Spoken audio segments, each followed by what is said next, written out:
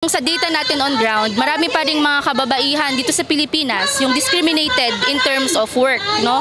Marami mga kababaihan dito yung hindi priority sa mga employment, no? Kaya nga majority ng kababaihan wala sa loob ng factories or sa mga professional industries, kundi mga rumaraket at gumagawa ng kabuhayan nila para mabuhay.